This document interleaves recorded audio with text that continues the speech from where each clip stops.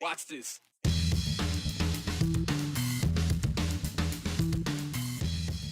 You know, a lot of parents have been waiting a long time for the latest COVID-19 vaccine approval, like 2 years. Well, last week, the vaccine was made available for kids under 5. But are parents actually getting them vaccinated? Boise's bike-friendly rating, well, that could be going up. After a 2-year hiatus, bike sharing is back in Idaho's capital city. And this time, it comes with a twist.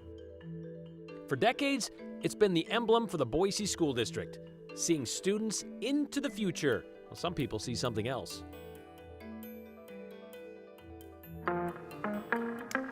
The fifth House committee hearing about the insurrection at the Capitol taking place today in D.C. Of course, it was on in the newsroom.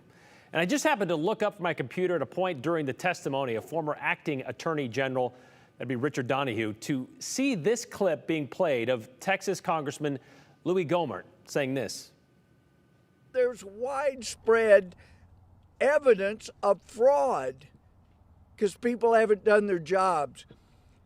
Durham and Barr will deserve a big notation in history when it's written of the rise and fall of the United States if they don't clean up this mess, clean up the fraud, do your jobs, and save this little experiment in self-government.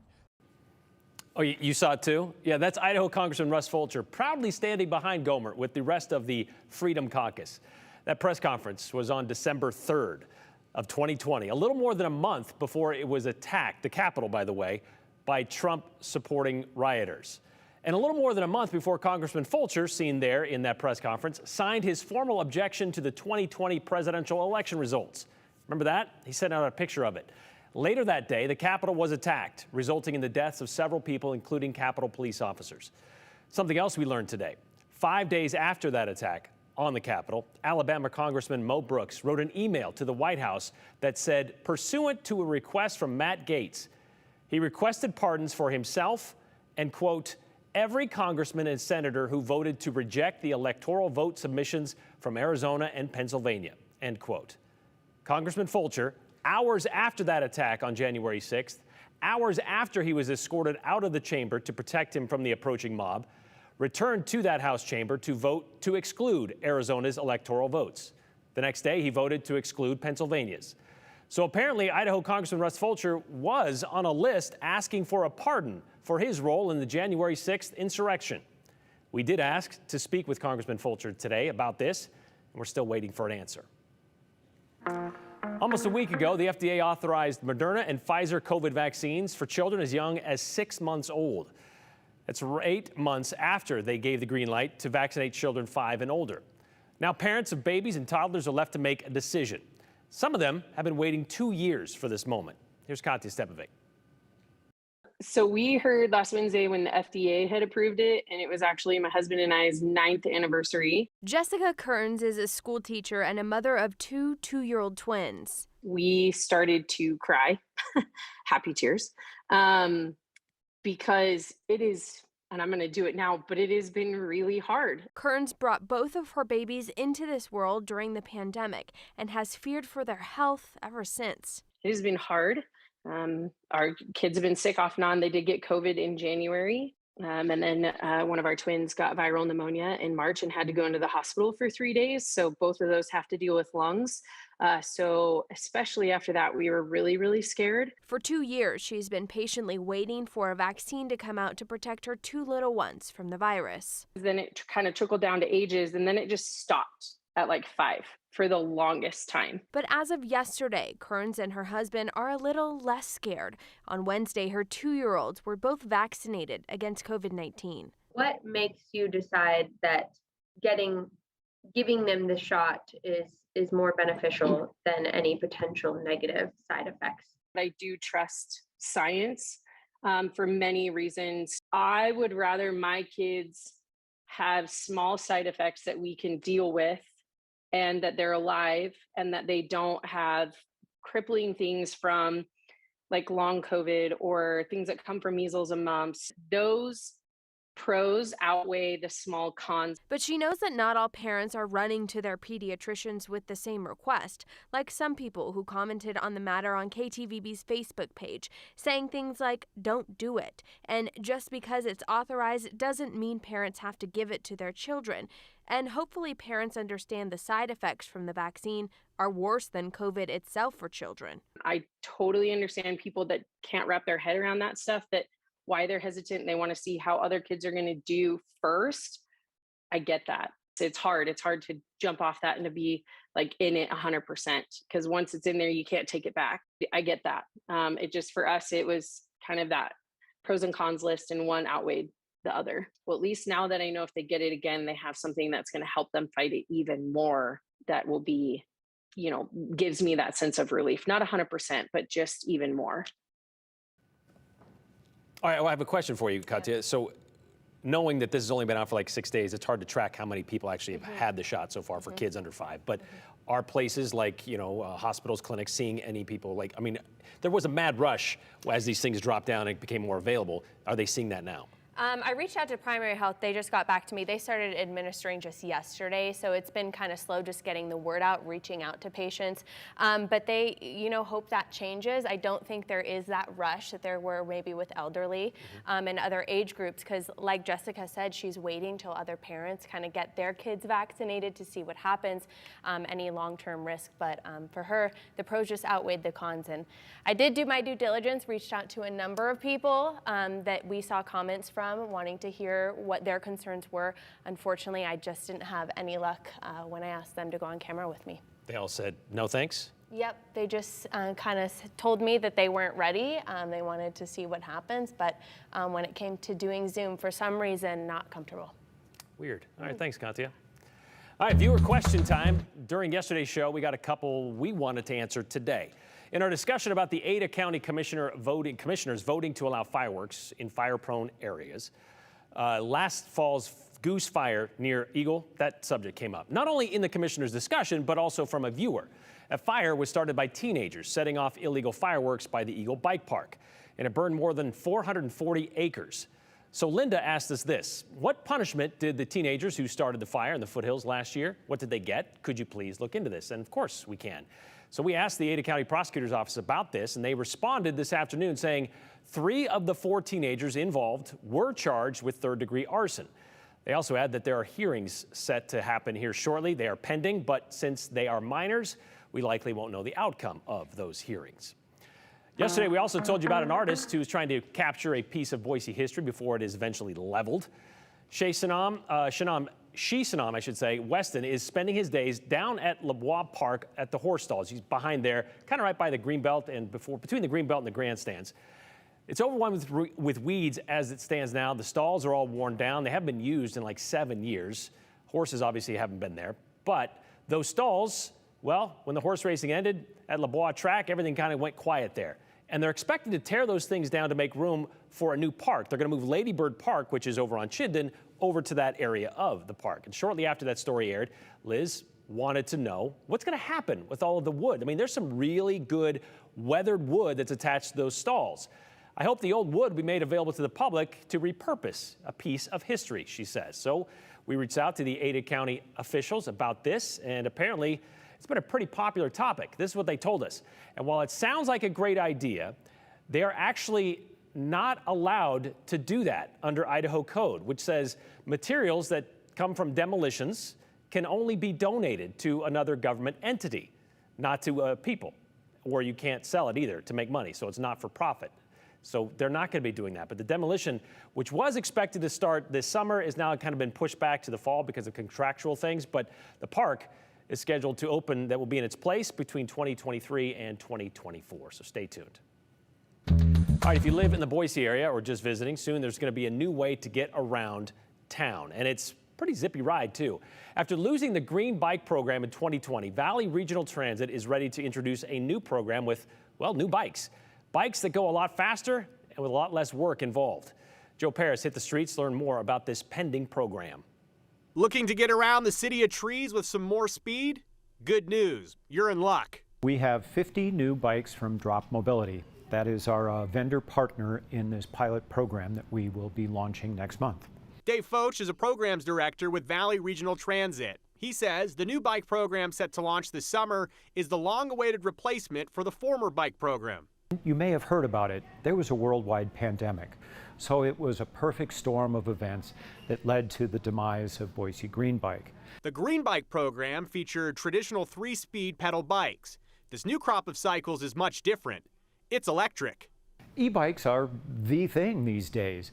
They became very popular during the pandemic as people were looking for something to do besides sit at home and watch Netflix.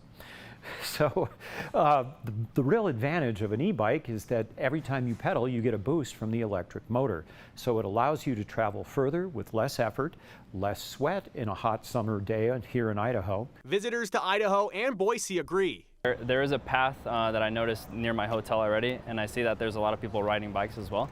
So an e-bike would definitely be a little bit easier on myself and just explore more as well. Yeah. Jaime Avila is visiting Boise from Arizona. He says if e-bikes were available today in the city, he would love to hop on one to explore a new place. Yeah, just exploring on a bike would be nice, and walking around is obviously nice as well, so yeah. Nowadays with gas pricing, raising, it's definitely convenient. If you're not on a bike or a skateboard or a scooter, the electric bikes are definitely there for everyone to use, and they do use them a lot. Justin is also visiting Boise this week. He makes a popular point about gas prices. At home, Justin notices that e-bikes are very popular, especially near the local university. A setting like Boise seems like a good fit based on what he's seen. Yeah, I think if it's not the scooters, they're definitely using the bikes. The new e-bikes are fresh into town, getting some tune-ups and some spot checks before they hit the streets. The program will start as a pilot program sponsored by Valley Regional Transit, Treasure Valley Clean Cities Coalition, and the Idaho Advocates for Community Transportation. It was made possible in part with help from the Capital City Development Corporation, which provided $50,000 for this concept. I wish we had more than 50 bikes. Our old system, we had 127. So we're only going to be able to serve about half as many people. But as interest grows and as we generate revenue through the program, we will add more bikes. Our ultimate goal is 300 bikes next year. While the e-bikes are a fun way to get around town, VRT has a goal to make a real impact on the community for years to come. We are hoping that they use them instead of driving. So they can use it to run errands, to go to the gym, to go to work if they want. But we're also looking at having people use it as the first or last mile to and from transit. We are, after all, a transit agency. All right, that's a good point, but I got two questions for you, Joe. You said they're going to be out this summer. When will they be out, and how much is it going to cost to ride one? So right now, the time frame that Valley Regional Transit is saying is early July. And to be completely transparent here, as we showed you in the story, these bikes just got into town. They're tuning them up. They're making sure that everything's good to go. So early July is what we're told. We'll see exactly what that date looks like. In terms of how the program's going to work, VRT tells me there's going to be a mobile app and a website that you can check these out from. And that mobile app will likely be something very similar to what you would see on the Bird scooters or the green scooters that are downtown. Brian, as we mentioned in the story, there's only 50 bikes in this program right now. It's a pilot program. If there's enough interest from the city in terms of people using it and also interest in private business, people looking to sponsor this program, they're hoping to grow it. The truth is, though, if people aren't using these bikes and they can't find sponsors to keep the program going, the program would likely end. I guess one other question. Is there a limit? Can people ride them like all the way from Lucky Peak to, say, Caldwell? I mean, how far can you go on these things? You could go pretty far, and you raise a question that people have brought up with the Bird scooters where they end up in the river all the way in Nampa. So we'll have to wait and see. All right. Thank you very much, Joe.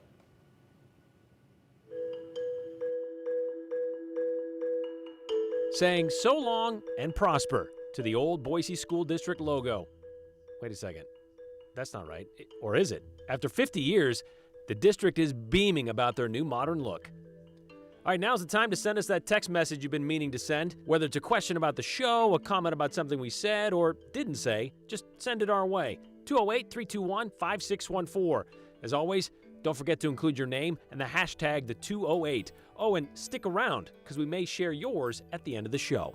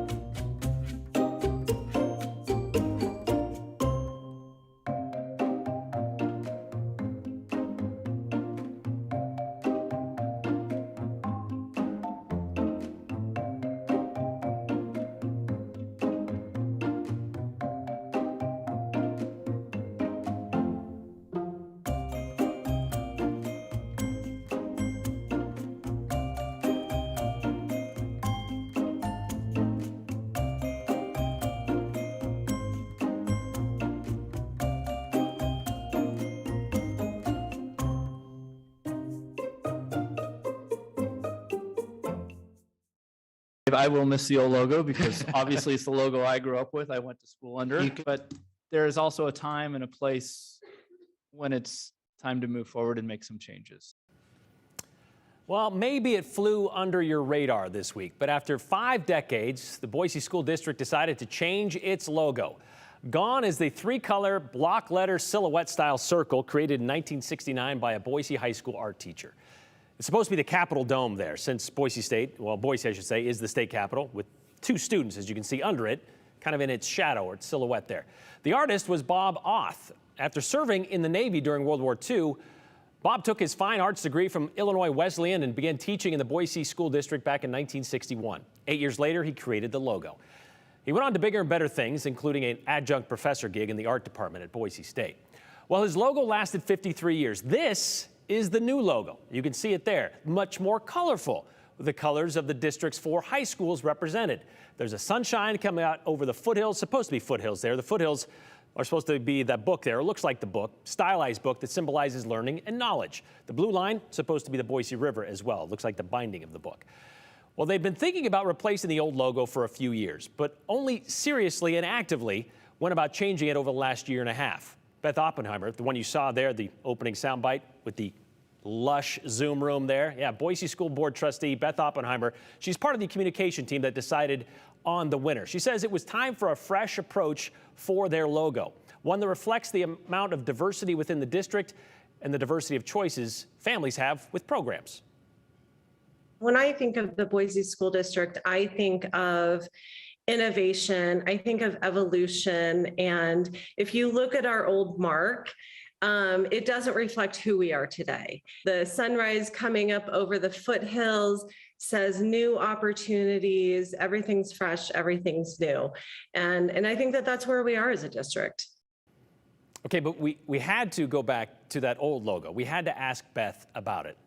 I mean, you see it too, right? If you haven't spent much time obsessing over the logo of a certain school district, you're not alone. I didn't think anything about the old one until we started talking about it. Boise School Board trustee Beth Oppenheimer is laughing because, well, I laugh because so many people say it looks like a spaceship with children walking out and aliens. Yes. And I think they're holding a book, or it just reminds me of something mid-century modern. Modern?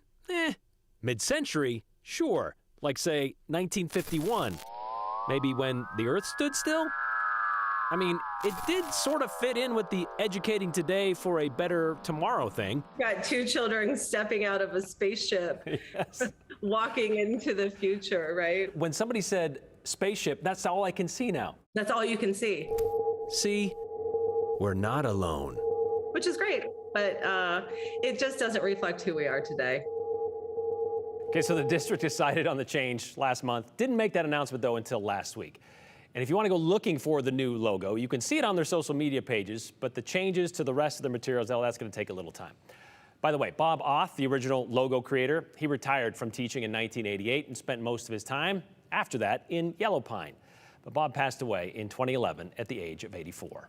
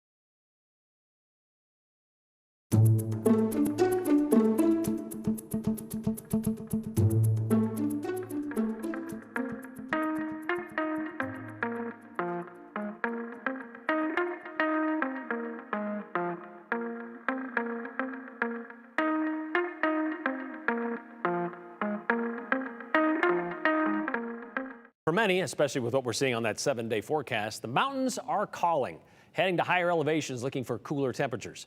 But those mountain nights can still get a little chilly, which is why campfires do come in handy for those things, not just for s'mores.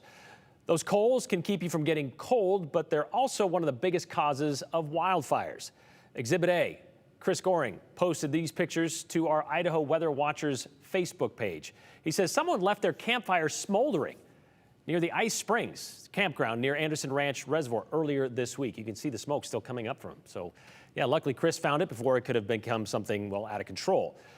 Add this to the list of things we say every year at this time, but not everyone seems to get the memo. Wear your sunscreen, don't leave kids or pets in the cars, drink plenty of water, or at least use it to put out your fires. If you have a campfire, make sure it is dead out. You want to, when you're finished with that campfire and before you leave, you want to take some water, put it in the fire, mix it in with a shovel or a stick or something real good, and you want to make sure that those ashes at the bottom, they're all getting soaked with that water, because if you just put water on the top and you leave, some wind could come up and that stuff can burn a long time, and some wind could come up the next day and kick out some ashes from the fire, blow the top off and kick ashes out and start a wildfire. Next thing you know, thousands of acres are burning.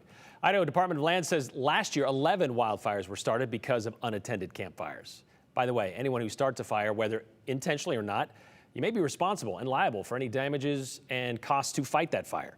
So remember, if it's too hot to touch, it's too hot to leave alone.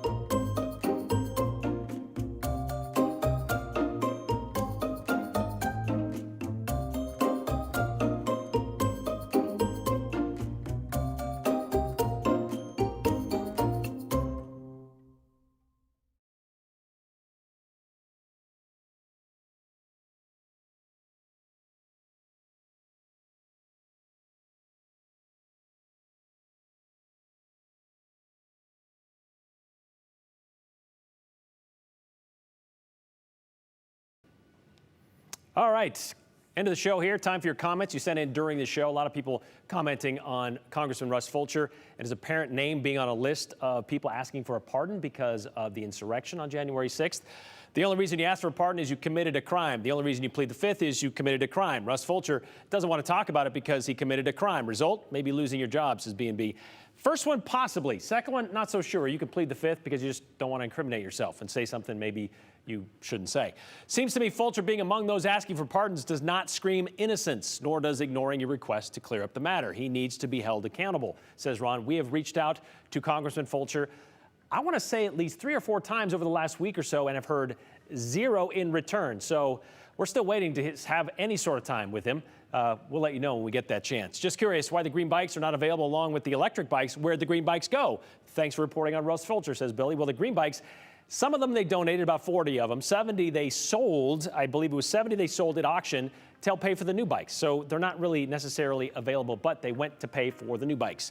With respect to the BSD logo, who designed it and what did it cost? Well, I don't know the cost, but we know that Stoltz Marketing, a firm here in Boise, designed that. We'll see you tomorrow.